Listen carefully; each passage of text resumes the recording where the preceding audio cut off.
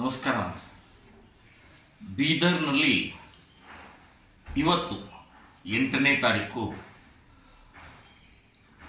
December 8, 2024ರಂದು ಒಂದು ಹಿಂದೂ ಸಮಾಜೋತ್ಸವ, ಹಿಂದೂ ಜಾಗೃತಿ ಸಭೆ ಅಂತನ್ನುವಂಥದ್ದು ಅಲ್ಲಿಯ ಎಲ್ಲ ಹಿಂದೂಗಳು ಒಟ್ಟಾಗಿ ಒಂದಾಗಿ ಒಂದು ಬೃಹತ್ ಕಾರ್ಯಕ್ರಮ ಸಭೆಯನ್ನು ಯೋಜನೆಯನ್ನು ಮಾಡಿದ್ರು. ಕಳೆದ ಒಂದೂವರೆ ತಿಂಗಳಿಂದ ಪರಿಶ್ರಮ ಹಾಕ್ತಾ ಇದ್ದಾರೆ.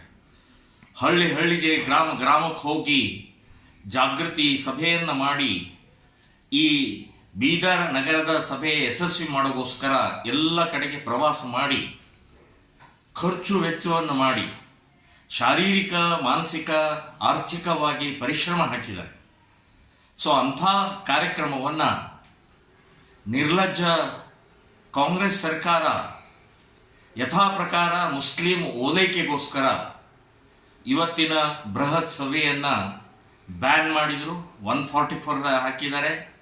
ಅದಲ್ಲದೆ ನನ್ನನ್ನು ಸೇರಿಸಿ, ನಾನು ಪ್ರಮೋದ್ ಮುತಾಲಿಕ್, ಶ್ರೀರಾಮ್ ಸೇನೆ ರಾಷ್ಟ್ರೀಯ ಅಧ್ಯಕ್ಷನನ್ನು ಸೇರಿಸಿ ಮಾಧವಿ ಲತಾ, ದುರ್ಗೆಯ ಅವತಾರ ಆದಂಥ, ಹಿಂದೂ ಸಮಾಜಕ್ಕೆ ಬಹಳ ದೊಡ್ಡ ಆಧಾರ ಆದಂಥ OIC ಅನ್ನುವಂಥ ಒಬ್ಬ ದೇಶದ್ರೋಹಿಯ ವಿರುದ್ಧ ಇಲೆಕ್ಷನ್ನಲ್ಲಿ ನಿಂತಂಥ ಒಬ್ಬ ಮಹಿಳೆ, ಧೀರ ಮಹಿಳೆ ಮಾಧವಿ ಲತಾ ಅವರು ಕೂಡ ಈ ಕಾರ್ಯಕ್ರಮಕ್ಕೆ, ಇವತ್ತಿನ ಕಾರ್ಯಕ್ರಮಕ್ಕೆ ಬರೋರಿದ್ರು.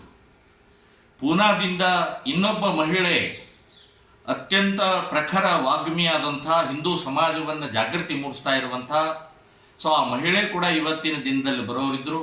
3 ಜನರಿಗೆ ಇವತ್ತು ಬ್ಯಾನ್ ಮಾಡಿದ್ದಾರೆ. ಬೀದರ್ ಜಿಲ್ಲಾ ಪ್ರವೇಶ ನಿಷೇಧವನ್ನು ಮಾಡಿದ್ದಾರೆ.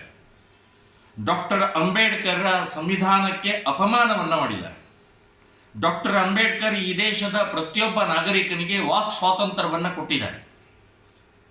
ಆ ವಾಕ್ ಸ್ವಾತಂತ್ರ್ಯವನ್ನು DC SP ಅವರು ಇವತ್ತು ಹೀನಾಯವಾಗಿ, ಅದನ್ನು ಅಸಹ್ಯವಾಗಿ ಇವತ್ತು ಅವಮಾನವನ್ನು ಮಾಡಿದ್ದಾರೆ.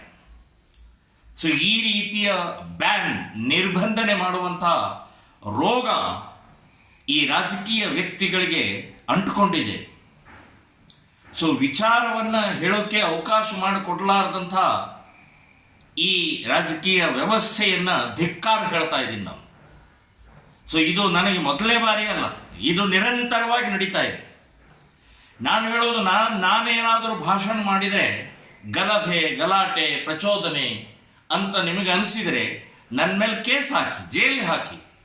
ಆದರೆ ಮಾತನಾಡುವುದನ್ನೇ, ವಿಷಯ ಹೇಳುವುದನ್ನೇ, ಹಿಂದೂ ಸಮಾಜಕ್ಕೆ ಜಾಗೃತಿ ಮೂಡಿಸುವುದನ್ನೇ, ಸಭೆಯನ್ನೇ ನೀವು ಬ್ಯಾನ್ ಮಾಡುವಂಥ ಪ್ರಕ್ರಿಯೆ ಇದು ಶೋಭೆ ತರುವಂಥದ್ದಲ್ಲ, ಸಂವಿಧಾನ ವಿರೋಧಿ ಅಂತನ್ನುವಂಥದ್ದು ನಾನು ಸ್ಪಷ್ಟವಾಗಿ ಹೇಳ್ತಾ ಇದ್ದೀನಿ.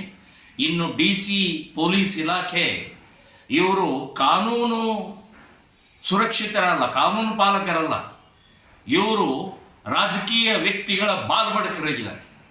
ಅಲ್ಲಿಯ ಕಾಂಗ್ರೆಸ್ ಯಾರು ಇವತ್ತಲ್ಲಿಯ ಜಿಲ್ಲಾ ಉಸ್ತುವಾರಿ ಮಂತ್ರಿಗಳಿದ್ದಾರೆ, ಅಥವಾ ಅಲ್ಲಿ MLAಗಳಿದ್ದಾರೆ, ಅಲ್ಲಿಯ MP ಗಳಿದ್ದಾರೆ, ಅವರ ಮಾತನ್ನು ಕೇಳುವಂಥ ಇವತ್ತು ಪೊಲೀಸ್ ಡಿಪಾರ್ಟ್ಮೆಂಟ್ ಮತ್ತು ಜಿಲ್ಲಾಧಿಕಾರಿಗಳೇ ಬಂದಿದ್ದಾರೆ ಅಂತಂದರೆ ನಿಮ್ಮ ಸ್ವಂತ ಬುದ್ಧಿ ಎಲ್ಲಿದೆ? ನಿಮಗೆ ಕಾನೂನಿಲ್ವಾ? ನಿಮಗೆ ಯಾವುದೇ ರೀತಿಯ ನೀತಿ ನಿಯಮಗಳಿಲ್ವಾ? ಸೊ ಈ ರೀತಿಯ ಪ್ರವೃತ್ತಿಯನ್ನು ನಿಲ್ಲಿಸಬೇಕು. ನಮ್ಮ ಮೇಲೆ ಕೇಸ್ ಹಾಕಿ, ಗಲ್ಲು ಶಿಕ್ಷೆ ಕೊಡಿ ನೀವು.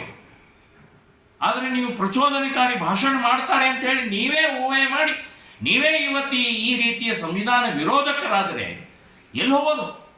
ಸೊ ಇದನ್ನು ನಾವು ಕೋರ್ಟಿಗೆ ಚಾಲೆಂಜ್ ಮಾಡ್ತೀವಿ. ನಿಮ್ಮಿಬ್ಬರನ್ನು ನಾವು ಜೈಲಿಗೆ ಹಾಕುವವರೆಗೆ ಬಿಡುವುದಿಲ್ಲ ಅಂತನ್ನುವಂಥದ್ದು ನಾನು ಹೇಳ್ತಾ ಇದ್ದೀನಿ.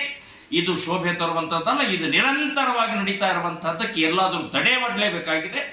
ಸೊ ನೀವು ಪ್ರಚೋದನಕಾರಿ ಅಂತನ್ನುವಂಥದ್ದಕ್ಕೆ ವ್ಯಾಖ್ಯಾನ ಕೊಡಿ. ಏನು ಪ್ರಚೋದನಕಾರಿ? ಪಾಕಿಸ್ತಾನ್ ಜಿಂದಾಬಾದ್ ಅಂತ ಹೇಳಿದರೆ ಅದನ್ನು ವಿರೋಧ ಮಾಡಬಾರ್ದ? ಗೋ ಹತ್ಯೆ ನಿಷೇಧ ಕಾನೂನು ಇದ್ದಾಗಲೂ ಕೂಡ ಗೋ ಹತ್ಯೆ ಮಾಡಬೇಡಿ ಅದನ್ನು ವಿರೋಧ ಮಾಡಿದರೆ ಪ್ರಚೋದನಕಾರಿ ಆಗತ್ತಾ? ನಮ್ಮ ಹಿಂದೂ ಹುಡುಗಿಯರನ್ನ ಪ್ರೀತಿ ಪ್ರೇಮದಲ್ಲಿ ಇವತ್ತು ಜಾಲ ಮಾಡಿ ಇವತ್ತು ಲವ್ ಜಿಹಾದಲ್ಲಿ ತೊಡಗಿಸಿದ್ರೆ ಅದನ್ನು ವಿರೋಧ ಮಾಡಿದರೆ ಅದು ಪ್ರಚೋದನಕಾರಿ ಆಗುತ್ತಾ? ಸೊ ಈ ರೀತಿಯ ದೇಶದ ಹಿತಕ್ಕೋಸ್ಕರ ಜಾತಿ ಮತ ಪ್ರಾಂತ ಭಾಷೆ ಪಕ್ಷ ಭೇದ ಇಲ್ಲದೆ ನಾವೆಲ್ಲ ಹಿಂದೂ, ನಾವೆಲ್ಲ ಒಂದು ಭಾರತ ಮಾತೆಯ ಮಕ್ಕಳು ಅನ್ನುವಂಥ ಆ ವಿಚಾರಧಾರೆ ಹೇಳೋಕೆ ಕೂಡ ನೀವು ತಡೆ ಒಡ್ತೀರಿ ಅಂತಂದ್ರೆ ನೀವು ಜಾತಿವಾದಿಗಳು, ನೀವು ಕೋಮುವಾದಿಗಳು, ನೀವು ದ್ರೋಹಿಗಳು ಅಂತನ್ನುವಂಥದ್ದು ನಾನು ಹೇಳ್ತಾ ಇದ್ದೀನಿ. ಸೊ ಇದನ್ನು ನಾವು ಕೋರ್ಟಿಗೆ ಚಾಲೆಂಜ್ ಮಾಡ್ತೀವಿ ಅಷ್ಟೇ ಅಲ್ಲ, ಇಡೀ ಸಮಾಜಕ್ಕೆ ನಿಮ್ಮ ಏನು ನೀತಿ ನಿಯಮ ಬಾಲು ಬಡಕತನ ಇದೆಯಲ್ಲ ಇದನ್ನು ಬಟ್ಟ ಬಯಲ ಮಾಡ್ತೀವಿ ಅಂತನ್ನುವಂಥದ್ದು ಈ ಸಂದರ್ಭದಲ್ಲಿ ಹೇಳ್ತಾ ಇದ್ದೀನಿ.